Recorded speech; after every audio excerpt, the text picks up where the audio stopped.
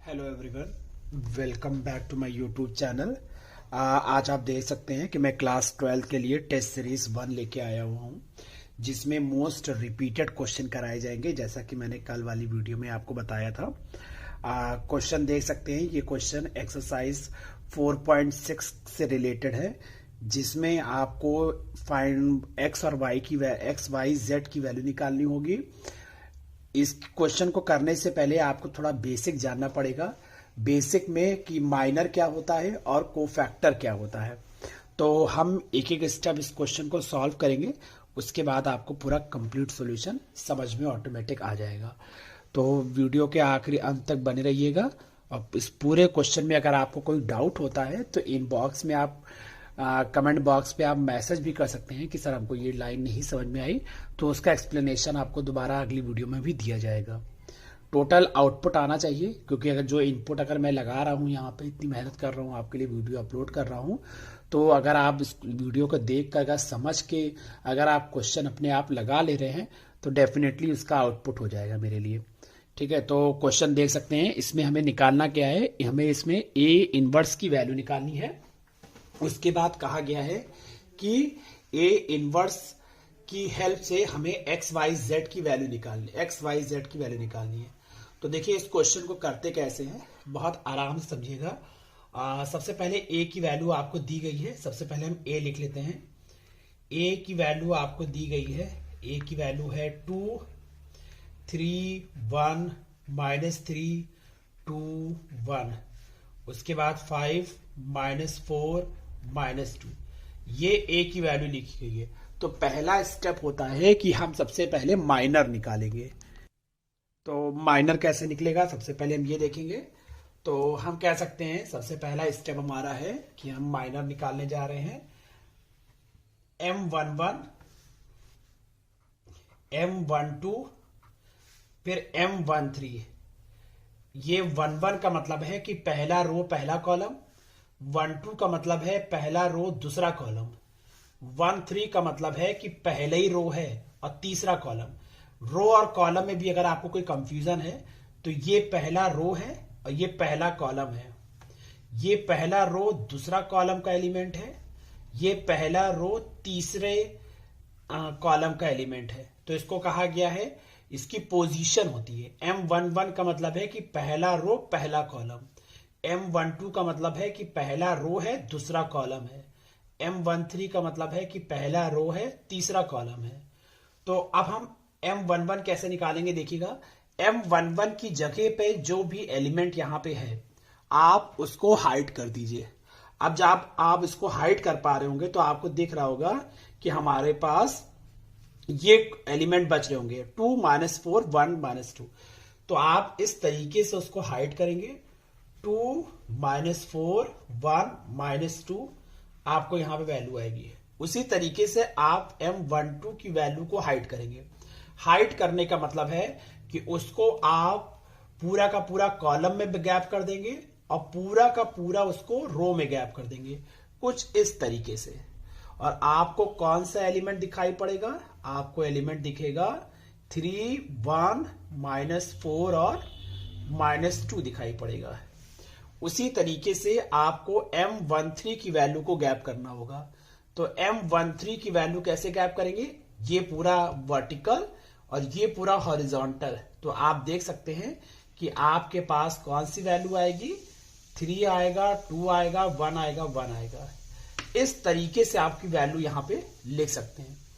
तो हमने अभी M11 M12 M13 हम पहले रो की बात कर रहे थे। तो अब हम जा रहे हैं सेकेंड रो में। सेकेंड रो में मतलब है अब हम M21 मतलब दूसरा रो पहला कॉलम 2 1। तो अब हम किसको छुपाएंगे, अब हम इस 3 को छुपाएंगे। इस 3 को छुपाने का क्या तरीका है, देखिए। इस 3 को हमने ऐसे छुपाया, इस 3 को हमने इस कैप से छुपा दिया। तो आप देख सकते हैं कि आपको कौन सा एलिमेंट दिखाई पड़ रहा है, आपको दिखाई पड़ रहा है यहाँ पे जो आपका एलिमेंट है वो -3 है, 1 है, 5 है और -2 है। इस तरीके से आपको ये एलिमेंट दिखाई पड़ेगा। उसके बाद फिर हम M22 पे आते हैं। तो जब हम M22 पे आएंगे तो आपके सामने बीच वाला, अब आपको किसको छुपाना है, आपको इस 2 को छुपाना है। 2 को सीधे छुपाओ, 2 को आप बेड़ा छुपाओ। इस तरीके से आप 2 छुपाएंगे तो आप देख सकते हैं कि छुपाने वाला जो तरीका है, आप 2 बार करेंगे आपकी प्रैक्टिस में आ जाएगा। तो इस तरह छुपाएंगे, फिर हम इस तरह छुपाएंगे तो 2 5 1 और -2, तो 2 5 1 और -2 हो जाएगा। उसके बाद हम M2 3 दूसरा रो तीसरा कॉलम, तो अब हम यहां पे किसको छुपाएंगे, -4 को। -4 को ऐसे छुपाया, -4 को ऐसे छुपाया बीच वाला, तो 2 -3 दिखेगा, 2 -3 और 1 1। तो इस तरीके से हमने सेकेंड रो को भी कंप्लीट कर लिया। ये वीडियो बनाने का पूरा टोटल यही सेंस है कि आपको किसी भी लाइन में कोई कंफ्यूजन हो तो आप दोबारा इनबॉक्स में, कमेंट बॉक्स में मैसेज करके आप इसको पूछ सकते हैं। फिर आता है M31। तो जब हम M31 की बात करते हैं तो M31 आपका ये वाला एलिमेंट है। अब आप इसको ऐसे छुपाओगे, इसको ऐसे छुपाओगे, तो आप देखिए अपनी वीडियो में क्या वैल्यू दिख रही है, -3 5 2 -4। तो ये छुपाने वाला खेल, इसमें हाइड एंड सीक वाला गेम चलता है। इसलिए हम आपसे रिक्वेस्ट करते हैं कि बार बार कि जब भी आप इसको छुपाएं तो गलत ना छुपाएं, एक बार आप क्रॉस चेक जरूर कर लें कि क्या आप सही छुपा रहे हैं। अब आप इसको छुपाएंगे, आप नीचे वाला एलिमेंट छुपाएंगे, तो इधर बचेगा 2 3, इधर बचेगा 5 -4, तो 2 3 5 -4। अब हम लिखेंगे M33। तो M33 को जब हम छुपाएंगे इस वाले को, तो आप क्या देख सकते हैं, 2 -3 3 2 आ रहा है, तो 2 -3 और 3 2। इस तरीके से हमको माइनर के सारे एलिमेंट की वैल्यू मिल जाएगी। तो आइए एक बार हम आपको फिर से समझा देते हैं कि किस तरीके से आपको हाइड करना है। ये हमने लिया है, जैसे मान लीजिए पहला वाला एलिमेंट आपको हाइड करना है M11, तो आपने पहले वाले को हॉरिजॉन्टल हाइड किया, फिर उसके बाद आपने M11 को वर्टिकल हाइड किया। इस तरीके से जब आप हाइड कर लेंगे तो आप देख सकते हैं कि आपके सामने कौन सी वैल्यू है, 2 -4 1 और -2। उसके बाद आप A12 में अब आप इसको छुपाएंगे, कौन सी वैल्यू दिख रही है अब आपको, 3 -4 1 और -2। फिर आप तीसरे वाले को छुपाएंगे तो आपके सामने ये डिटर्मिनेंट आ जाएगा। फिर आप जब M12 की बात आएगी तो आप सेकेंड रो को और पहले कॉलम को छुपाएंगे, तो आपके सामने ये वैल्यू आएगी, -3 5 1 और -2। और जब आप M22 पे जाएंगे तो आपको दूसरे कॉलम को छुपाना होगा, मतलब आपके पास 2 5 1 और -2 आ जाएगा। इस तरीके से हम हाइड कर करके उस पर्टिकुलर पोजीशन को हाइड करके हम माइनर निकाल सकते हैं। माइनर निकालने के बाद अब हम यहां पे इस डिटर्मिनेंट को सॉल्व करेंगे। डिटर्मिनेंट को कैसे सॉल्व करेंगे, देखिए बहुत अच्छे से सॉल्व करना है। -2 2 2 4, तो ये हो जाएगा हमारा -4, और इसको भी आपस में मल्टीप्लाई करेंगे तो -4, तो इन दोनों के बीच में माइनस होता भी है। तो जब हम इसको सॉल्व करेंगे तो इसकी वैल्यू आ जाएगी -4 + 4, और हमारा सॉल्यूशन हो जाएगा यहां पे 0। उसके बाद अब हम इसको सॉल्व करेंगे, जब आप इसको सॉल्व करेंगे तो -6 हमारा आएगा, फिर माइनस साइन तो होता ही है, इन दोनों को मल्टीप्लाई करेंगे तो -4 आएगा। फिर हम इसको सॉल्व करेंगे तो -6 + 4, इन दोनों को सॉल्व करेंगे तो -2। उसके बाद अब इस डिटर्मिनेंट को खोलेंगे तो 3 1 3 1 2 2, तो दोनों को हम सबट्रैक्ट करेंगे, हमारा आंसर कितना आ जाएगा 1।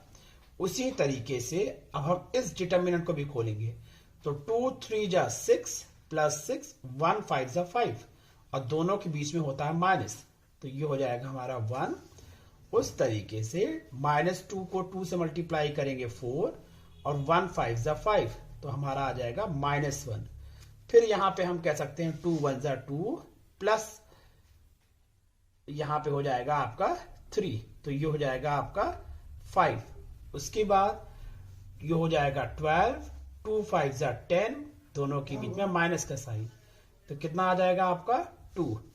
उसी तरीके से -8 -15, तो कितना हो जाएगा हमारा -23। फिर उसी तरीके से उसके बाद हम लास्ट वाला देखेंगे, तो कितना हो जाएगा 2 2 4 माइनस ऑफ -9, तो कितना हो जाएगा यहाँ पे 4 + 9 = 13। तो अब आप देख सकते हैं कि हमने माइनर निकाल लिया। इस तरीके से सॉल्व करने को हम माइनर कहते हैं। माइनर और कोफैक्टर में कोई फर्क नहीं होता है। आपने माइनर निकाल लिया, अब आप इसी में थोड़ा सा साइन कन्वेंशन चेक कर लीजिए और ये माइनर आपका कोफैक्टर में चेंज हो जाएगा। तो अब हम क्या करने जा रहे हैं, अब हम इसमें साइन कन्वेंशन करने जा रहे हैं। आप साइन कन्वेंशन को करते समय इस बात का ध्यान रखिएगा कि हम साइन कहां कहां की चेंज करेंगे। तो देखिए साइन कहां कहां की चेंज करेंगे। हम सिर्फ यहां की साइन चेंज करेंगे, हम सिर्फ यहां की साइन चेंज करेंगे, यहां की साइन चेंज करेंगे, यहां की साइन चेंज करेंगे और यहां की साइन चेंज करेंगे। अगर हम इस टर्म को माइनस से मल्टीप्लाई कर दें तो ये माइनर को फैक्टर में बदल जाता है। मतलब यहां पे -2 आ रहा है, तो इसको आप माइनस से मल्टीप्लाई करेंगे तो +2 आ जाएगा। अगर आप इसको माइनस से मल्टीप्लाई करेंगे तो ये -1 आ जाएगा। अगर आप इसको माइनस से मल्टीप्लाई करेंगे तो 23 आ जाएगा, और अगर आप इसको माइनस से मल्टीप्लाई करेंगे तो -5 आ जाएगा। तो कहने का मतलब है आपको पतंग बनानी है। कैसे? एक ये, इसको माइनस से, फिर इसको माइनस, फिर इसको माइनस, फिर इसको माइनस और इसको, तो पतंग बनानी है आपको। ऐसे ट्रिक बना बना के याद करिए कि इसको माइनस से मल्टीप्लाई करो, फिर इसको माइनस से मल्टीप्लाई करो, फिर इसको माइनस से मल्टीप्लाई करो और इसको माइनस से मल्टीप्लाई करो। तो ये किस में बदल जाएगा? को फैक्टर में बदल जाएगा। किसमें? को फैक्टर। यहां पे मैं लिख भी दे रहा हूं कि ये को फैक्टर बदल गया। देखिए क्वेश्चन थोड़ा लेंदी है मगर समझ में आ जाएगा तो आसान हो जाएगा। 5 नंबर का क्वेश्चन आता है बोर्ड एग्जाम में। तो आपको इनको माइनस से मल्टीप्लाई करना है। तो यहां तक उम्मीद है कि आपको समझ में आ गया होगा। तो आपको ध्यान क्या रखना है कि माइनर से हम कोफैक्टर में जाएंगे, माइनर को हम कोफैक्टर में चेंज करेंगे, मगर हमें ध्यान क्या रखना होगा? Sign convention. किन बात का ध्यान रखना है? साइन कन्वेंशन का ध्यान रखना है। माइनर बन जाएगा कोफैक्टर अगर आपने उसमें साइन को चेक कर लिया। अब हम जा रहे हैं, हमारा अगला स्टेप होगा। सबसे पहला स्टेप माइनर निकालना है, फिर कोफैक्टर निकालना है। अब हमको निकालना है एडजॉइंट ए। क्या निकालना है? Adjoint A. तो अब आप यहां लिखेंगे कि एडजॉइंट ए कैसे निकालते हैं। अब आपके दिमाग में क्वेश्चन आ रहा होगा कि सर जी एडजॉइंट ए कैसे निकालते हैं। तो बड़ा आसान है एडजॉइंट ए निकालना। तो अब आप लिखोगे यहां पे एडजॉइंट ए, एडजॉइंट ए। तो एडजॉइंट ए को निकालने का तरीका होता है, आप ट्रांसपोज कर दो। किसका ट्रांसपोज कर दो? अभी आपने जो कोफैक्टर निकाला है उसी को आप ट्रांसपोज कर दो। ट्रांसपोज का मतलब भी नहीं पता होगा अब आपको। तो ट्रांसपोज का मतलब होता है कि जिसको आपने हॉरिजॉन्टल लिखा है उसको आप वर्टिकल लिख दो। तो हॉरिजॉन्टल कौन सी वैल्यू थी? 0, 2 और 1। तो इसको आप बेड़ा बेड़ा लिखा था, आप इसको खड़ा खड़ा लिख दो आप। तो 0, फिर 2, फिर उसके बाद 1, इसको हमने खड़ा खड़ा लिख दिया। अब -1 है तो -1 यहां आ जाएगा, फिर -1 यहां आएगा, फिर -5 यहां आएगा। उसी तरीके से 2 है तो 2 यहां आएगा, तो 23 यहां आएगा और 13 आपका यहां आ जाएगा। बहुत सिंपल है। तो जो बेड़ा बेड़ा लिखा है उसको खड़े खड़े लिख दो, इसी को कहते हैं ट्रांसपोज। तो हमने यहां तक एडजॉइंट ए निकालना सीख लिया। अब बात आती है ए इनवर्स की। तो ए इनवर्स का फार्मूला होता है एडजॉइंट ए अपॉन डिटर्मिनेंट ए। अब आप ए एडजॉइंट ए को डिटर्मिनेंट ए से डिवाइड कर दीजिए तो आपका ए इनवर्स आ जाएगा। तो अब हम डिटर्मिनेंट ए निकालेंगे। तो डिटर्मिनेंट ए कैसे निकलेगा? डिटर्मिनेंट ए 2 3 1 -3 2 1 5 -4 और -2। अब हम जा रहे हैं एडजॉइंट ए निकालने के बाद अब हम जा रहे हैं डिटर्मिनेंट ए निकालने। डिटर्मिनेंट ए अगर आपको निकालना नहीं आता है तो आप कमेंट बॉक्स में मैसेज करिएगा। मैं डिटर्मिनेंट को कैसे खोलते हैं इसको मैं एक अलग शॉर्ट वीडियो बना दूंगा, मगर एटलीस्ट आप पूछिए, क्योंकि पूछने से ही हमें क्वेश्चन का सॉल्यूशन मिलता है। तो देखिए इसमें क्या करना है, हमें इस डिटर्मिनेंट ए को खोलना है। तो हम यहां कैसे खोलेंगे? एक्सपैंडिंग अलोंग R1 के द्वारा, एक्सपैंडिंग अलोंग R1 में हम इसको खोलेंगे। तो कैसे खोलेंगे? देखिए 2, पहला नंबर 2 है।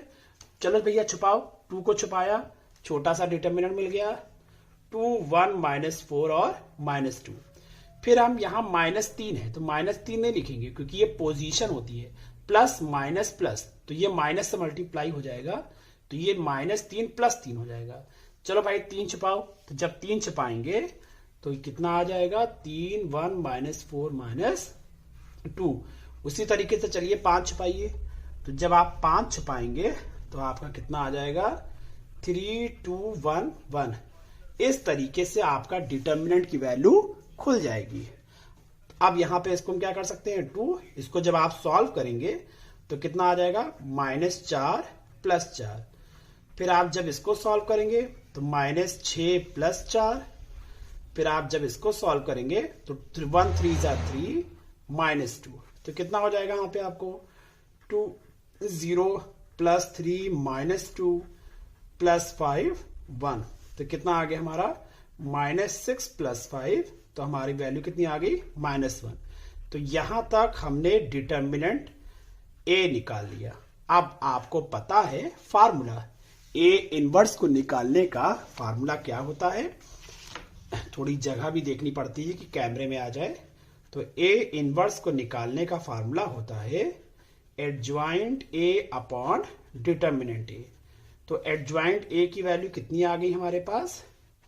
0 2 1 -1 -1 -5 2 23 और 13। ये हमारी एडजॉइंट ए है और डिटर्मिनेंट ए की वैल्यू है -1, तो इसको -1 नीचे लिख दिया। तो ए इनवर्स की वैल्यू, ये माइनस का साइन अंदर जाएगा तो ये सारे टर्म से मल्टीप्लाई होगा, तो ये प्लस हो जाएगा, ये जहां प्लस है वहां माइनस हो जाएगा और जहां माइनस है वहां प्लस हो जाएगा, क्योंकि माइनस का साइन अंदर जा रहा है।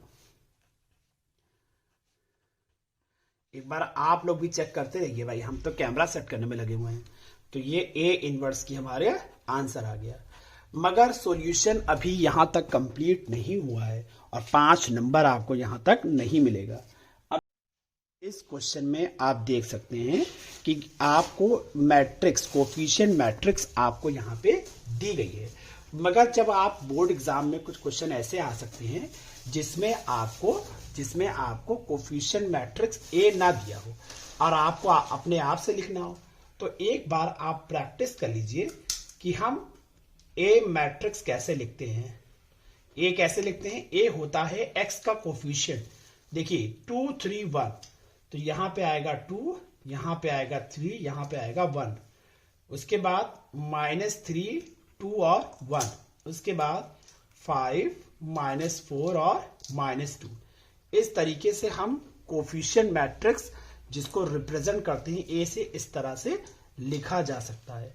उसके बाद आप देख सकते हैं 2 को x से मल्टीप्लाई किया गया है, तो कैपिटल X जो होता है वो होता है वेरिएबल मैट्रिक्स होता है, जिसको हमने इस तरह से लिखा, और 11 -5 और -3 जो होता है वो कांस्टेंट मैट्रिक्स होता है, तो उसको हम B से लिखते हैं।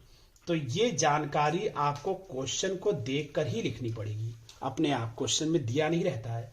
अब जैसा कि 2x से मल्टीप्लाई है तो 2 यहां है, x यहां है, मतलब ax को मल्टीप्लाई किया गया है, ax को मल्टीप्लाई किया गया है, इक्वल लगा है, 11 -5 और -3 बिग है, तो ax is equal to b हो जाएगा। उसके बाद x की वैल्यू जो होती है, जब a नीचे जाएगा, सपोज करिए a नीचे इस तरह गया, तो a जब ऊपर आएगा तो a इनवर्स b हो जाएगा। अब आपको यहां कुछ नहीं करना है, आपने सारी वैल्यू निकाल रखी है, हम सारी वैल्यू को उठाकर यहां पुट कर देंगे। तो कैपिटल X की वैल्यू है x y z, a inverse की वैल्यू अभी हमने निकाला था, और क्या निकाला था यहाँ पे a इनवर्स की वैल्यू, उसी वैल्यू को उठाकर यहां पे हम रख देंगे। यहां पर हम a इनवर्स की वैल्यू को उठाकर पुट करेंगे। तो देखिए किस तरीके से a इनवर्स हम ऑलरेडी निकाल चुके हैं, पहले प्रीवियस में देख सकते हैं आपने कि हमने a इनवर्स यहाँ पे ऑलरेडी निकाल के रखा हुआ है। उस a इनवर्स की वैल्यू को उठाकर हम यहाँ पुट करेंगे। a इनवर्स हमारा आया है 0 -2 -1 1 9 5 -2 -23 -13। उसके बाद हम b की वैल्यू रखेंगे 11 -5 -3। अब हम यहाँ पे क्या करेंगे, x y और z आपका ऐसे ही रहेगा, और यहां पर हम करने जा रहे हैं दो मैट्रिक्स को आपस में मल्टीप्लाई। तो जिन लोगों को मैट्रिक्स का मल्टीप्लिकेशन नहीं आता है वो हमें कमेंट बॉक्स में मैसेज कर देंगे, तो एक सेपरेट वैल्यू दो मैट्रिक्स को किस तरीके से मल्टीप्लाई किया जाता है उसकी एक सेपरेट वैल्यू भी हम बना देंगे। तो देखिए किस तरीके से हम दो मैट्रिक्स को कैसे मल्टीप्लाई करते हैं। इसका पूरा रो इस पूरे वाले के साथ मल्टीप्लाई होगा रेस्पेक्टिवली, मतलब इसका सारा एलिमेंट, हर एक एलिमेंट इस वाले के हर एक एलिमेंट के साथ मल्टीप्लाई होगा और ऐड किया जाएगा। जैसे कि 0 को हम मल्टीप्लाई करेंगे 11 के साथ तो 0 आ जाएगा, 1 को हम मल्टीप्लाई करेंगे -5 के साथ तो -5 आ जाएगा, और -2 को मल्टीप्लाई करेंगे -3 के साथ तो कितना हो जाएगा यहाँ पे आपका +6 हो जाएगा।